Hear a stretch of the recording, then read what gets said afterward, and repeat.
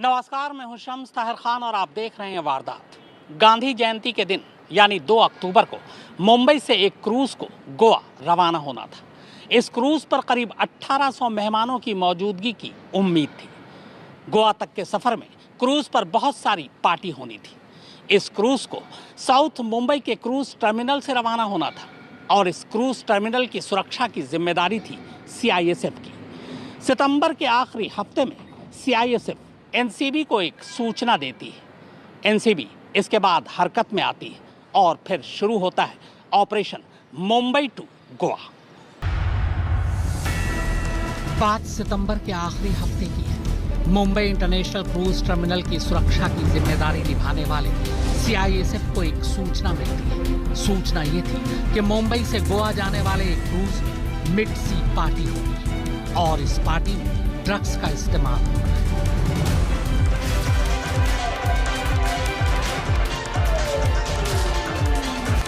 CISF ये जानकारी सीधे नारकोटिक्स कंट्रोल ब्यूरो यानी NCB को देती है।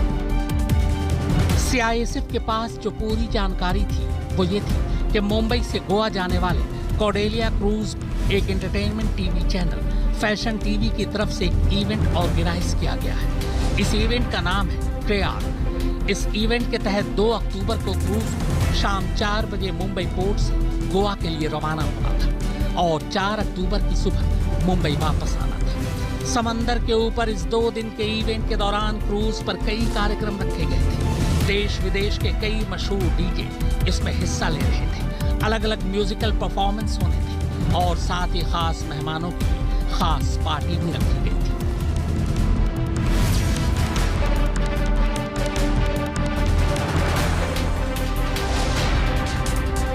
मुंबई टू गोवा की इस मिड सी पार्टी के लिए बाकायदा ऑनलाइन टिकटें मिल रही थी। 2 रात और 2 दिन के इस टूर पैकेज की सबसे सस्ती टिकट 80,000 रुपए थी। इस क्रूज पर एक वक्त में लगभग 1800 मेहमान सफर कर सकते थे। CISF को मिली जानकारी के मुताबिक इसी पार्टी में कुछ लोगों के जरिए ड्रग्स का इस्तेमाल किया जाना था। सूचना मिलते ही NCB की टीम हरकत में आ गई। NCB के जोनल डायरेक्टर समीर वानखेड़े खुद इस ऑपरेशन को लीड करने लगे।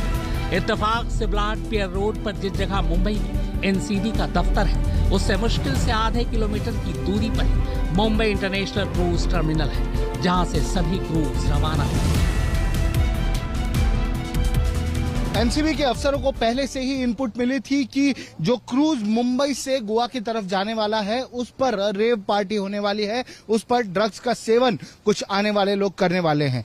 इसी के तहत शनिवार के दिन नारकोटिक्स कंट्रोल ब्यूरो का जो दफ्तर है, आप देख सकते हैं बलाड एस्टेट इलाके में नारकोटिक्स कंट्रोल ब्यूरो का जो दफ्तर है वहां से सिर्फ 500 मीटर की दूरी पर पैसेंजर क्रूज टर्मिनल है। जो क्रूज जहाज होते हैं उसका टर्मिनल यहां से सिर्फ 500 मीटर की दूरी पर है। यहां से करीब 25 अफसर निकले, वो लोग पैसेंजर टर्मिनल पहुंचे और बतौर पैसेंजर वहां पर रुके रहे। उन्होंने CISF अफसरों से भी बात की थी, जिसके बाद ये ऑपरेशन चलाया गया। NCB की टीम ने अब सबसे पहले क्रेआर नाम के उस इवेंट की पड़ताल शुरू की जो दिल्ली की एक कंपनी ऑर्गेनाइज कर रही थी।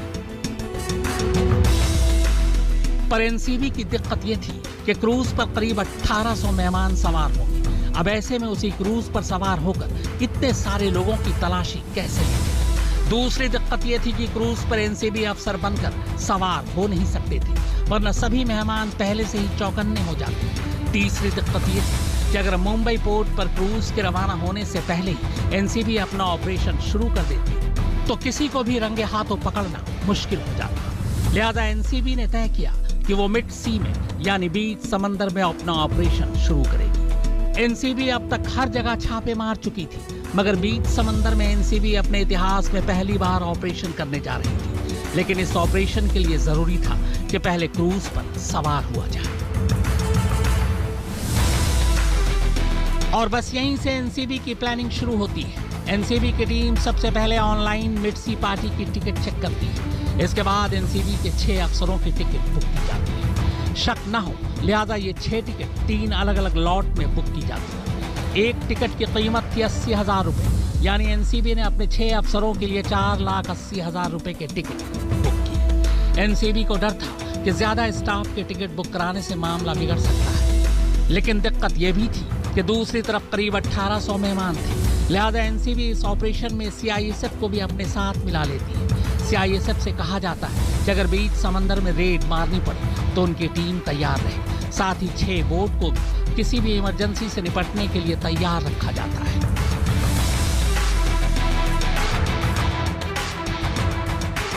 क्रूज को 2 अक्टूबर को शाम 4 बजे साउथ मुंबई के क्रूज टर्मिनल से रवाना होना था, लेकिन मेहमान सुबह 10 बजे से ही क्रूज पर पहुंचना शुरू हो चुके थे। एनसीबी की अंडरकवर टीम तय वक्त पर ग्रीन गेट से क्रूज में दाखिल हो जाती है, जबकि एनसीबी के करीब 15 से ज्यादा लोग बाहर क्रूज के किनारे खड़े होकर मेहमानों पर लगातार अपनी नजरें गड़ाए रखते हैं। वो लोग खास तौर पर हर मेहमानों के बॉडी लैंग्वेज को देख रहे थे। क्रूज टर्मिनल पर सुरक्षा की जिम्मेदारी सीआईएसएफ की होती है, जबकि तलाशी और चेकिंग मुंबई पोर्ट ट्रस्ट के स्टाफ करते हैं।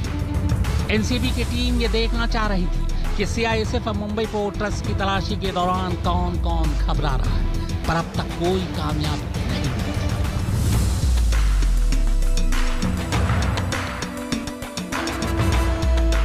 क्रूज की रवानगी में अब देरी हो चुकी थी। कुछ खास मेहमान अब तक नहीं पहुंचे थे, उन्हीं का इंतजार हो रहा था। आखिरकार रात होते होते सभी मेहमान क्रूज पर पहुंच चुके थे। इसी के बाद क्रूज के स्टाफ ने सीआईएसएफ के जवानों से गुजारिश की कि वो कुछ रास्ता बना दें, जिससे बिना लाइन में लगे कुछ वीआईपी गेस्ट क्रूज तक पहुंच सके। जरूरी जांच की शर्तों के साथ सीआईएसएफ ने इसकी इजाजत दे दी। इसी दौरान आर्यन खान और अरबाज मर्चेंट वीआईपी गेस्ट के तौर पर टर्मिनल में दाखिल होते हैं। दोनों के आईडी कार्ड की जांच होती है, उनके सामान की स्कैनिंग की जाती है। ये सब कुछ एनसीबी के अंडरकवर स्टाफ दूर से लगातार देख रहे थे। इसी बीच जैसे ही अरबाज के जूते की स्कैनिंग होती है, आर्यन अचानक घबरा उठता है। नर्वस आर्यन को देखते ही एनसीबी के अंडरकवर स्टाफ अलर्ट हो जाते हैं। इसी के बाद एनसीबी की टीम आर्यन और अरबाज को पूछताछ के लिए रोक लेती है। अब तक समीर वानखेड़े भी वहां पहुंच चुके थे। पूछताछ में आर्यन और अरबाज ने बताया कि उनका 8 लोगों का एक ग्रुप है, उनमें से 6 पहले ही क्रूज के अंदर दाखिल हो चुके हैं। इसी के बाद एनसीबी ने क्रूज पर रेड डालने का फैसला किया। अरबाज और आर्यन के 8 लोगों के इस ग्रुप के पास से कुल 13 ग्राम कोकीन, 5 ग्राम एमडी, 21 ग्राम चरस और एमडीएम के 22 पिल्स बरामद हुए। तलाशी के दौरान आर्यन के पास से कोई ड्रग्स बरामद नहीं हुआ।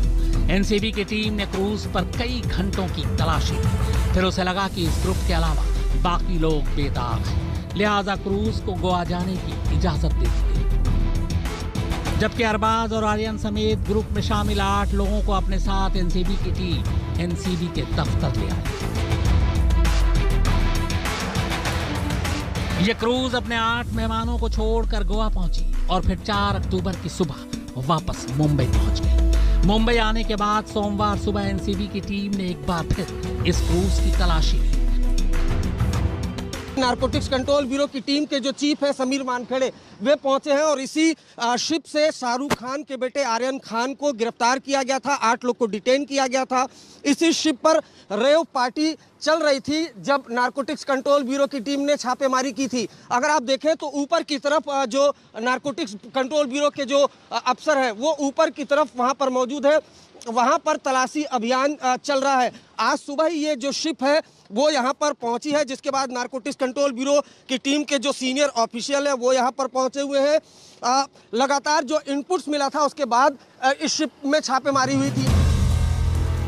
एनसीबी सूत्रों के मुताबिक पूछताछ के दौरान आर्यन ने बताया कि उसे इस क्रूज पर 2 दिन के इस इवेंट में खास मेहमान के तौर पर बुलाया गया था। हालांकि बाद में उसे पता चला कि उसके नाम पर ऑर्गेनाइजर ने बाकी मेहमानों को इकट्ठा कर लिया। सौरभ वक्तानिया, तंसीम हैदर और अरविंद ओझा के साथ दिव्येश सिंह, मुंबई आज तक। आर्यन खान अगले 3 दिनों तक और एनसीबी की हिरासत में रहेंगे। पूरी कहानी इस ड्रग्स के इस्तेमाल के साथ साथ ड्रग्स को लेकर की गई बातचीत यानी मोबाइल पर होने वाले चैट भी आजकल अहम सबूत के तौर पर देखे जा रहे हैं। यही वजह है कि मुंबई की एक अदालत ने सोमवार को आर्यन खान को 3 और दिनों यानी 7 अक्टूबर तक के लिए एनसीबी की हिरासत में भेज दिया है।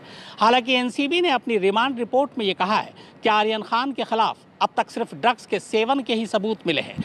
ड्रग्स खरीदने या बेचने को लेकर कोई सबूत नहीं मिला है, लेकिन कुछ ऐसे चैट जरूर मिले हैं जिनकी जांच की जानी अभी बाकी है। और इसी के बाद अदालत ने आर्यन खान को 7 अक्टूबर तक के लिए हिरासत में भेज दिया।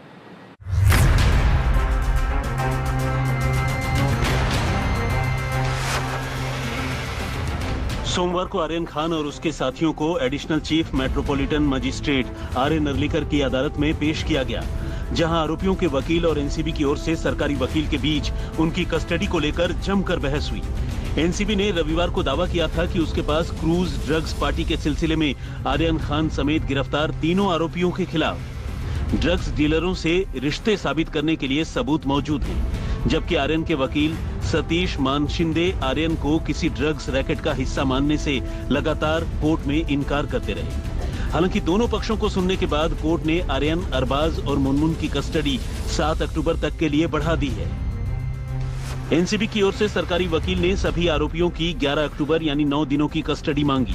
एनसीबी की ओर से assistant solicitor general Anil Singh ने कहा कि आर्यन खान, अरबाज सेठ मर्चेंट और मुनमुन धमेजा को 8C20 और एनडीपीएस एक्ट की धारा 35 के तहत गिरफ्तार किया गया है। इनके साथ 5 दूसरे लोगों को भी पकड़ा गया है।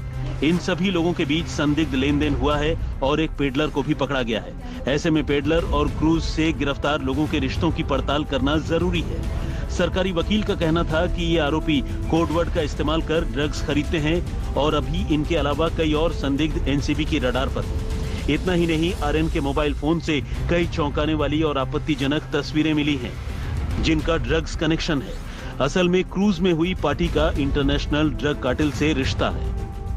एनसीबी के बड़े अफसरों ने पहले ही ये बात साफ कर दी थी कि ये इन्वेस्टिगेशन दूर तक जाएगा और इसमें कई और बड़े नाम शामिल होंगे। यही वजह है कि एनसीबी ने कोर्ट में भी कहा कि आर्यन खान के व्हाट्सएप चैट बेहद अहम है, जिसके जरिए वो ड्रग पैडलर्स तक और सप्लायर्स तक पहुंचना चाहती है। यही वजह है अब एनसीबी को 3 दिन की और कस्टडी मिल गई है और पहले से मौजूद 8 लोग जो क्रूज से हिरासत में लिए गए हैं, उनका आमना सामना आर्यन खान से कराया जाएगा। जवाब में आर्यन की ओर से अदालत में बहस कर रहे सीनियर वकील सतीश मानशिंदे ने अपने मुवक्किल का जमकर बचाव किया। उन्होंने कहा कि आर्यन को क्रूज में एक मेहमान के तौर पर बुलाया गया था। उनके पास से कोई भी ड्रग्स बरामद नहीं हुई, बल्कि उनके दोस्त अरबाज मर्चेंट के पास से 6 ग्राम ड्रग्स मिली है। मानशिंदे ने कहा कि एनसीबी किसी और के पास से हुई ड्रग्स की बरामदगी पर आर्यन की कस्टडी मांग रही है, जबकि सुप्रीम कोर्ट के एक आदेश के मुताबिक किसी दूसरे के पास से हुई बरामदगी किसी और के रिमांड का आधार नहीं हो सकती। उन्होंने कहा कि अगर आर्यन के फोन से कोई चैट मिली है तो ज्यादा से ज्यादा उनके किसी से कनेक्शन के बारे में कहा जा सकता है, लेकिन बगैर किसी बरामदगी के रिमांड नहीं दी जा सकती। मानशिंदे ने कहा कि ड्रग्स को लेकर चैट करना ड्रग ट्रैफिकिंग का हिस्सा नहीं हो सकता। एनसीबी ने आर्यन के उन दिनों के चैट को भी डाउनलोड किया है जब वो यूएस में थे। उसी आधार पर एनसीबी इसे इंटरनेशनल मामला बता रही है, जबकि ऐसा कुछ नहीं है। आर्यन उन दिनों अपनी यूनिवर्सिटी में कई बार गए। उनका कहना था कि एनसीबी ने कल सिर्फ 2 दिन की कस्टडी मांगी थी और चूंकि शाम बहुत देर से पेशी हुई, वो जमानत की अर्जी दाखिल नहीं कर सके। मुंबई से विद्या और अरविंद ओझा के साथ तंसीम हैदर, आज तक। तो वारदात में फिलहाल इतना ही, मगर आज तक पर खबरों का सिलसिला लगातार जारी है।